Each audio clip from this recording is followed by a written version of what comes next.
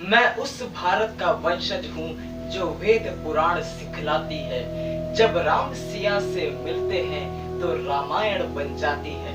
नमस्कार साथियों, आज एक बार फिर मैं अक्षय श्रीवास्तव प्रेम पूर्वक आप सभी का अपने इस चैनल पर आज हार्दिक स्वागत करता हूँ। साथियों, जहाँ एक और आज पूरा विश्व या पूरा हिंदुस्तान आज लॉकडाउन के दौरान अपने बीते हुए खुशहाल पलों को याद कर रहा है, ठीक वहीं दूसरी ओर आज हमारे कई प्रमुख टीवी सीरियल्स आज उन्हीं खुशहाल पलों को एक बार फिर से दोहराने की पूरी कोशिश कर रहे हैं और कहीं ना कहीं उनमें से एक रामायण भी है। मगर आज मैं कुछ अलग बात कहना चाहता हूँ। साथियों, आज बहुत से लोग कहते हैं कि मैंने रामायण से ऐसा सीखा, मैंने रामायण से वैसा सीखा, मगर आज कड़वी बात तो ये है, जिसने रामायण को जैसा देखा उसने वैसा सीखा। मैंने कई लोगों के मुंह से यह बात सुनी है कि महाभारत तो सिर्फ एक महाभारत है, मगर महाभारत से भी ज्यादा महाभारत तो रामायण में हुई थी। एक बार फिर से दोहराना चाहता हूँ, महाभारत से भी ज्यादा महाभारत तो रामायण में हुई थी। मगर साथियों, क्या यह कथन वाकई में सत्य है? क्या इस बात में जरा सी भी सच्चाई है? अगर हाँ, तो फिर क्यों आज पूरे भारतवर्ष में ही नहीं बल्कि पूरे विश्व में रामायण को पूजा जा रहा है और महाभारत को नहीं? मैं आपसे बताना चाहता हूँ कि ऐसे लोग जो इस कथन को सत्य मानते हैं, जो इस कथन का समर्थन करते हैं, वो लोग कहीं ना कहीं अच्छाई में भी बुराई को माप लेते हैं। मैं आपसे एक बात कहना चाहता हूँ कि एक परिस्थिति को कभी कभार दो नजरों से भी देखा जा सकता है। हमेशा एक नजर से एक परिस्थिति को देखना कभी कभार अनुचित साबित हो सकता है, जैसा कि आपने रामायण में ही देखा होगा। जब राम शबरी के झूठे बेर चखते हैं तो लक्ष्मण उसी वक्त राम पर क्रोधित हो जाते हैं। वो कहते हैं कि क्या भैया, आपने भी क्या किया? ये तो एक वनवासी है, ये तो बहुत गरीब है, आप कहाँ इसके झूठे बेर चख रहे हैं? मगर राम ने उस परिस्थिति को एक अलग ही नजर से देखा था। उनका कहना था कि आज बेर झूठे इसीलिए हैं ताकि मेरे मुख में कोई भी कड़वा बेर न जा सके। साथियों, मैं भी आपको यही सिखलाना चाहता हूँ कि हमेशा एक ही परिस्थिति को हमेशा एक ही नजरों से मत देखिए, क्योंकि कभी अगर एक अलग नजर से आपने उस परिस्थिति को देखा तो शायद उसका समाधान कुछ और हो।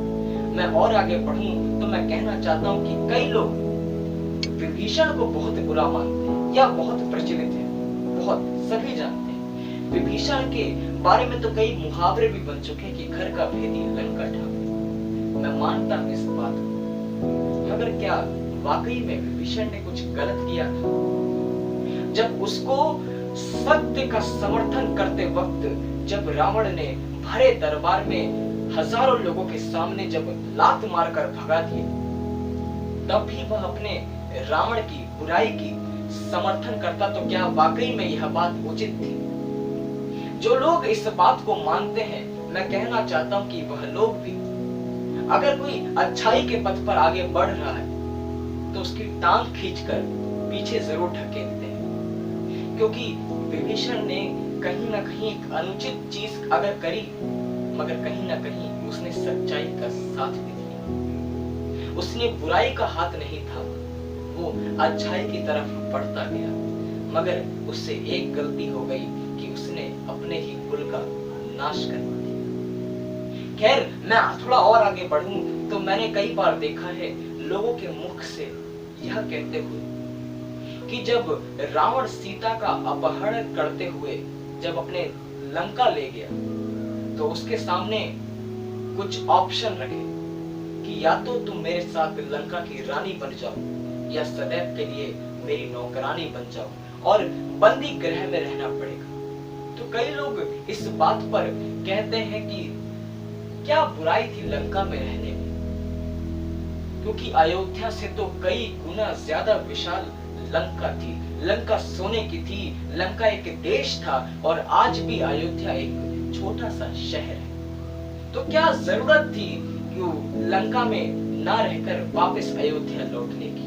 मगर आज मैं आप ही से सवाल करता हूँ कि अगर आप भी ऐसा सोचते हैं, ऐसा मानते हैं, तो आप ही से मेरा सवाल है कि थोड़ी बहुत खुशहाली के लिए, थोड़ी सुख सुविधा जहां पर आपको महसूस हो, कि आप अपने परिवार तक का त्याग कर सकते हैं। अगर आप इस वाक्य का समर्थन करते हैं तो भले ही आप मुंह पर मना करें, मगर कहीं ना कहीं आपके अंदर वो विचार आज भी जिंदा है। तो बस एक छोटे से वीडियो में मैं आपको इतना ही सिखाना चाहता था कि आप जिस तरफ रामायण से आप बहुत कुछ सीख सकते हैं, बहुत कुछ समझ सकते हैं, तो कहीं ना कहीं समझने के लिए कुछ नेगेटिव चीजें भी समझ में आती हैं। मगर रामायण में ऐसा कुछ भी नहीं है कि आप उससे कुछ गलत सीख लें, कुछ गलत सीख हासिल करें। आपको सदैव उसमें एक पॉजिटिविटी जरूर मिलेगी। तभी तो आज हिंदू धर्म में रामायण ग्रंथ को आज भी पूजा जाता है।